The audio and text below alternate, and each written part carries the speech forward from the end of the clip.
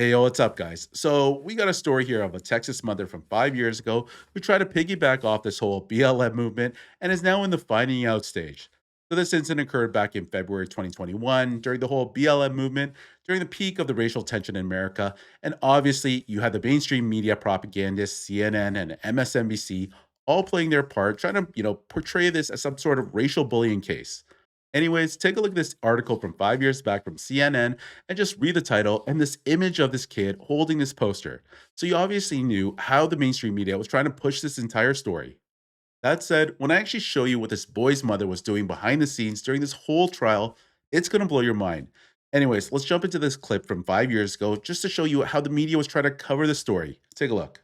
Well, yeah, the mom is very emotional. She says this goes beyond bullying. The disturbing allegations are being investigated right now by Plano Police Department. That's where we are right now. We want to show you some images from earlier today. The 13-year-old did come to the press conference. We are told that was his decision. The mother also tells us she wants people to know what happened and who they hurt.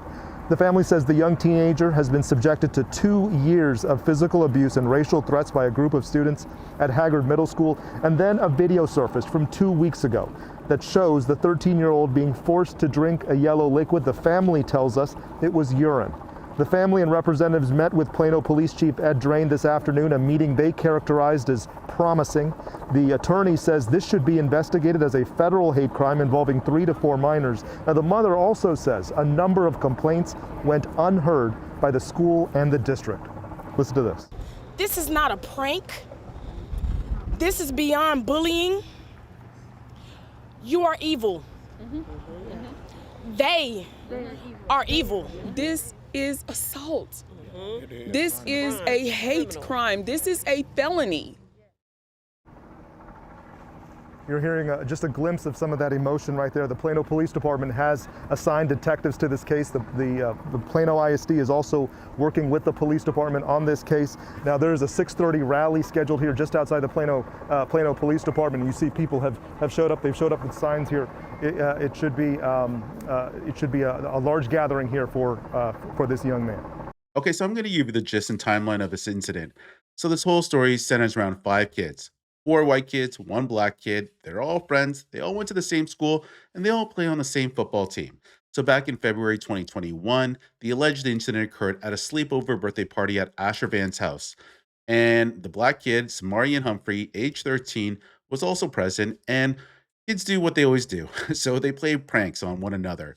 And the prank that they played was whoever fell asleep first would have to drink a cup of urine. Like some pretty sick shit. Because I've never heard of anything like this before. Anyways, the boy's mother, Summer Smith, later on alleged that, there was racial slurs, BB gun shots hitting her son while he was asleep, and that they orchestrated bullying by the white kids on her son. Then a couple weeks later, or a month later, she actually files a police report to the Plano PD. And again, this was during the whole BLM era. Like the racial tension was extremely high around that time, 2021. So Summer Smith's attorney ends up creating a GoFundMe page where they raise over $100,000 for therapy and private school for the boy.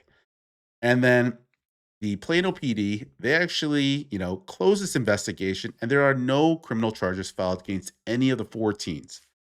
Then 2 years later, Asher Van files a civil defamation lawsuit against Summer Smith and others, alleging fabrication, intentional infliction of emotional distress, privacy invasion, and reputational harm from the accusations and social media campaign. Basically, all 4 of these kids were labeled racist on social media. Anyways, fast forward 5 years later, and Asher Vance finally gets some justice. Take a look.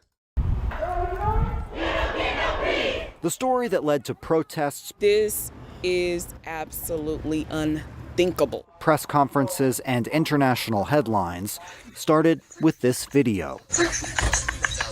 We've blurred it because it shows a group of kids. One is drinking from a cup the kids say has urine in it. The mom of the boy drinking was outraged. This is not a prank. Okay, we can skip this part. We've already seen it. 5 years ago, the family of one of the kids accused of bullying sued the mom and her lawyer. A Collin County jury agreed the mom and her lawyer intentionally inflicted emotional distress and publicized the private information of Asher Van. It was immature. It was stupid. It was nasty. But that's not who I am, and that's not me today. Van, now 19, says he did not force anyone to drink urine, and he says he isn't racist. We played a prank. First one who went to sleep got pranked. His lawyer says the viral outrage will follow the group of boys for the rest of their lives. Caused significant damage not only to their past, but to their future. That's why he wants to try to collect the $3.2 million judgment the jury found Mom Summer Smith and her attorney must pay. Defending my son was what I should have done, and I would defend my son still. Smith says she plans to appeal the verdict and says there's not much she would have done differently. I am attempting to move forward, attempting to move past it. My son is doing great. Smith says she was sad to hear about the backlash Van says he experienced. I never wanted anyone to threaten anyone at the school or anything. I simply wanted them to be held. It's funny because she was actually pushing all this stuff because she knew what the racial tension was like during this whole BLM thing, and that's why her lawyer created that GoFundMe page, allegedly. Accountable in the proper way. Her lawyer, Kim Cole, wasn't available for an interview, but says, quote, "To me, this entire verdict runs afoul of anything decent or just." She says she never called out Van by name and accused him of trying to rewrite history. We put on evidence that they knew that the things that they were saying were not true and that they persisted in it because they were raising money off of that narrative.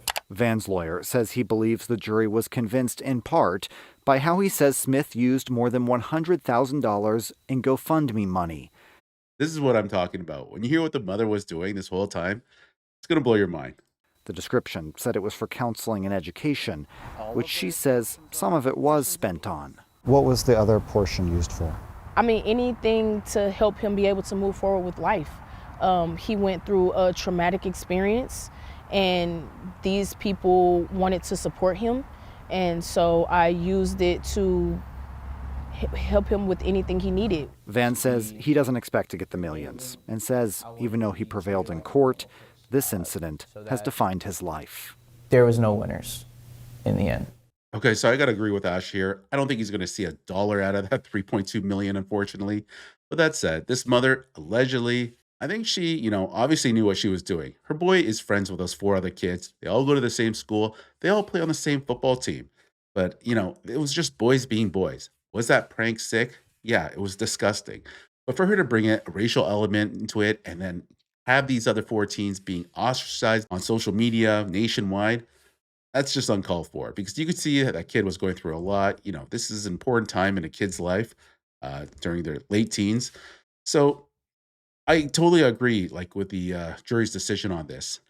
That said, listen to what the jury said. So this jury was a diverse group, including 4 Black members, and they determined the story was a hoax designed to exploit the BLM movement for publicity and fundraising.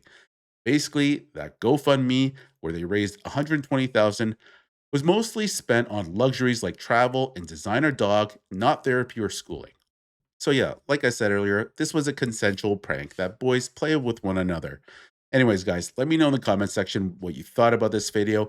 And if you enjoyed it, please leave a like, comment, or subscribe. And I will see you on the next one.